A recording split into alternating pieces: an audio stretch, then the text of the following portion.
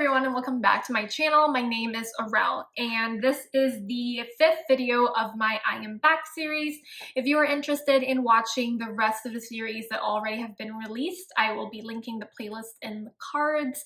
So it's been a mixture of talking about what has been going on in my life and of course talking about my planners. So for today I wanted to talk about my lessons or the lessons that I've learned when it comes to planning this year. So if you guys want to keep watching, stay tuned.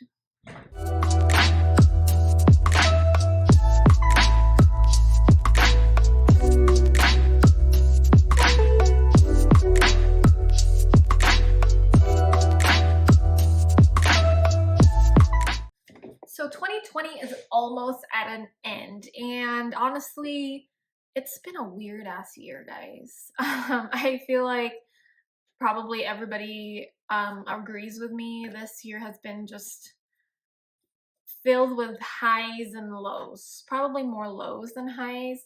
I would like to think that 2020 is the year of canceled plans, and as a planner, that was just at the beginning.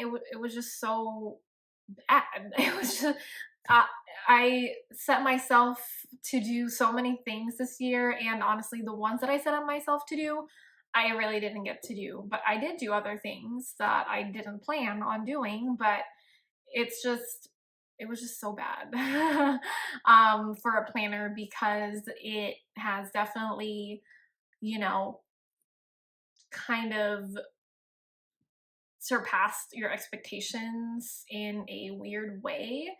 So I mean, I probably don't need to talk about it more because we all know how 2020 made us feel. So let's get started with the planner lessons that I've learned. The number one lesson is I absolutely love minimal planning. Now, minimal planning has been part of my life for it's been a year now. I think it was a year in July. So it was a year in July, and I honestly think it's the best switch I've ever made. I was a decorative planner since 2015, and then in 2019 I decided to make a change because I was a lost little lamb in the planner community, and I honestly didn't know what type of planner I wanted to be. And then so I decided to be minimal, and I have never looked back. So if you guys have seen my videos since I started the minimal planning, you could tell that I'm super passionate about it, and it doesn't put a lot of pressure into my planning because honestly, it's just freaking planning your life. And no stickers, no spreads, no whatever. I mean, there's still sort of those things, but it's not as loud, or it's not more focused on that. It's more focused on the actual planning and organizing. And the videos that I've been doing in the past year have been my favorite videos to do. How to set up planners, you know, how I put together my own planners, and it has helped me a lot to organize my life, and it also made me really happy that a lot of people appreciate those tips that I give, and it also helped them a lot too. So that was one of the main reasons or main lessons that I've learned, is that being a minimal planner is the best thing that I have experienced as a planner, and I will be continuing to do so in the years to come. So the next lesson that I've learned is, you know, we still continue to change even if we are stuck at a weird year or something. Yeah, I had a really nice like quote in my head that I wanted to say about this part, but I forgot about it. I should have written it down. But anyway, my thing is I switched sizes mid-year or close to mid-year. I did start out as a personal plan in personal size at the beginning of the year.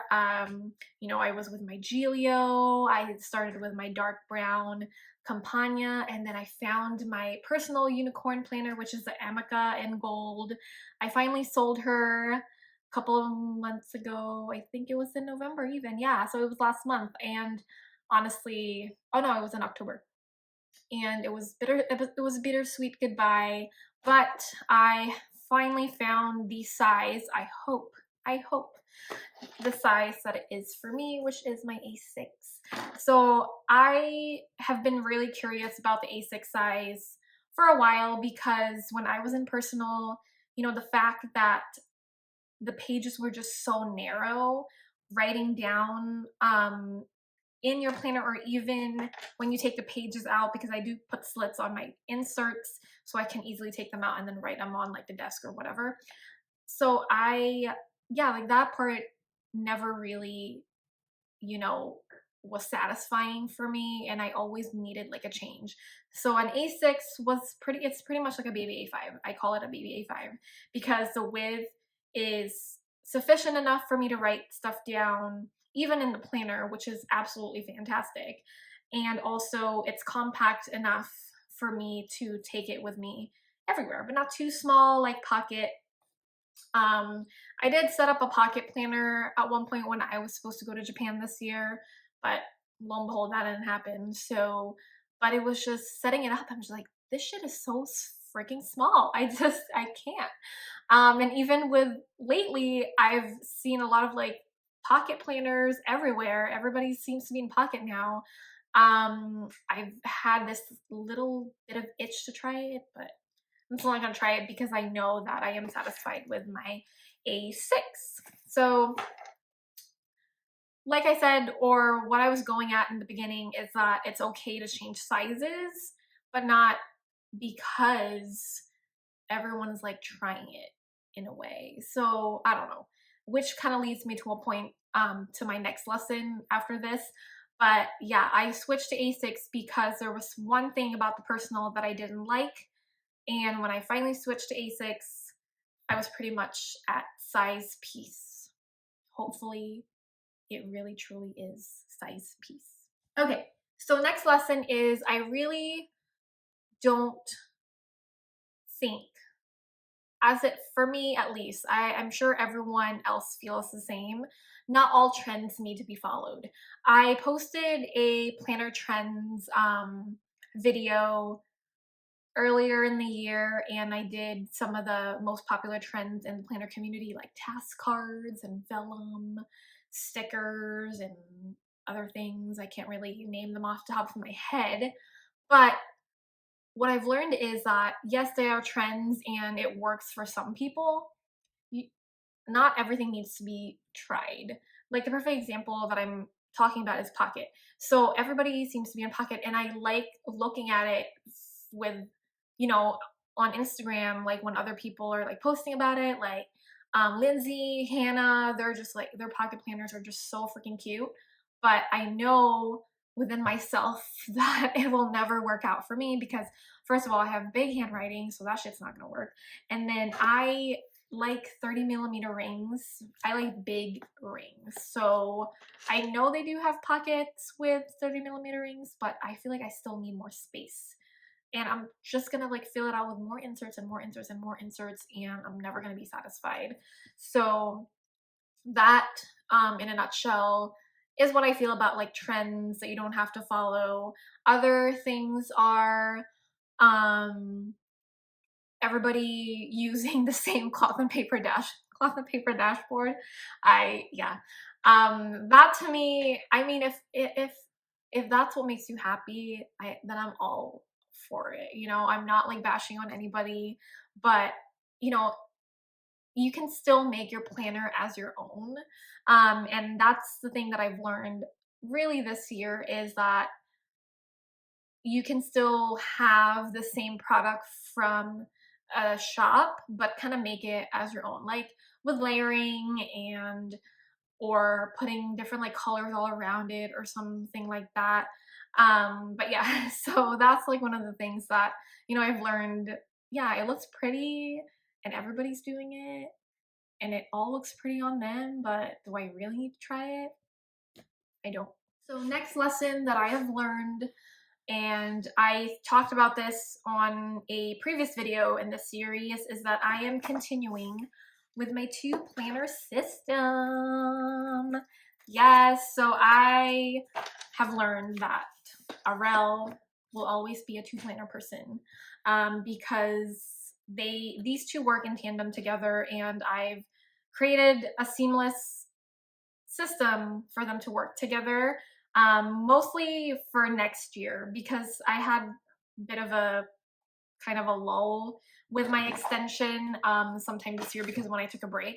But I decided to, or I planned on my extension to function more, to work with my everyday carry. If you guys have seen my video on my extension in the making, you know, I put a lot of thought into making my planner work for me. And yeah, I'm really excited to use these two. I've learned that, yeah, two planners work for me, not three, not four, definitely not one, but two. Another lesson that I have learned in my planning journey during 2020 is that I love customs. Yes, custom inserts are the bomb diggity. And I think that would be proven or shown in my 2021 setups, because all my inserts, or 80% of my inserts, are all custom to how I want my planner to be. And that's the beauty of, you know, the digital age, like, you know, increasing improvements in technology, especially with planning. Like, you can make your own inserts. You can have someone, you know, recreate the insert that you've chicken scratched and drawn in just a piece of paper, and then they suddenly turn it into the most awesome insert ever. So I am super excited about the customs that I am going to use for 2021. Yeah, like, customs rock, and I definitely recommend it to you guys if you haven't done a custom insert with a shop. There are plenty of shops out there. I will mention the shop that I have my custom inserts from. It is Simple and Trendy Co. from Etsy. Young is absolutely fantastic. She works so well with you. Her turnaround time is, oh my god, it's so fast. Perfect example, I sent her a scratch, like a draft of what I want for a daily insert. I sent it to her around 9 p.m., you know, one night, and then she already had it for me before noon, like the next morning.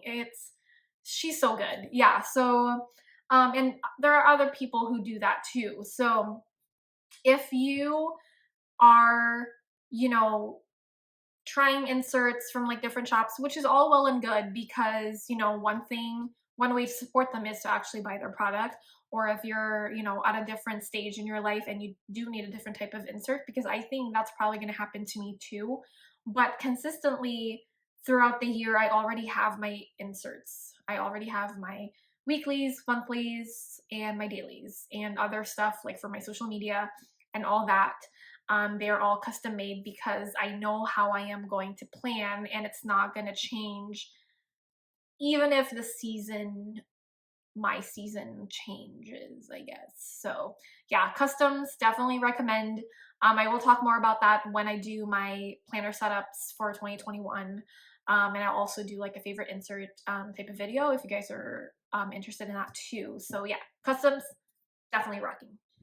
And lastly, another lesson that I've learned in my planning journey is that the planner community, as always, but I want to put in parentheses, in healthy doses, is most helpful when it comes to figuring out your planning situation. So I love the planner community on here on YouTube, especially on Instagram. Even when I went on my break, I wasn't really posting anything on my feed. I wasn't posting YouTube videos, but I was still posting on my stories, and I was still keeping up on what everybody's doing, because the break that I did was more for me posting, but it wasn't that I was like seeing things and it got exhausting. I still like seeing things. So, you know, I've seen people change sizes and change setups here and there, and it was pretty good to see that. And also, you know, all throughout those things that I've seen, it still offered a lot of inspiration for me. Like, every time I would watch a flip on Instagram, I would still be writing down notes like, oh, this is actually pretty useful. Like, I want to do this for my own planner, or I'm going to do this kind of, you know, change it in a way that it will work for me. So stuff like that. you know, and the thing is that everybody helps each other out and everybody enables each other sometimes, which is good. Sometimes it's not too good, especially for your wallet. But overall, the planner community, as always, has been very helpful and very inspirational and also so welcoming to any type of planner, honestly. You know, they will give you advice, they will give you cool like tips and tricks on how to do things, and you're like, shit, like I should have done it like this a long time ago, like it's making my life so much easier. So stuff like that. They're so good, and I'm so proud to be part of this community, and I am continuing to be a part of it, you know, coming into 2021 and the years to come, hopefully. So those are all the lessons that I've learned as a planner babe in the planner community for the year of 2020. So what lessons have you guys learned this year also? Please share in the comments below. I would like to know.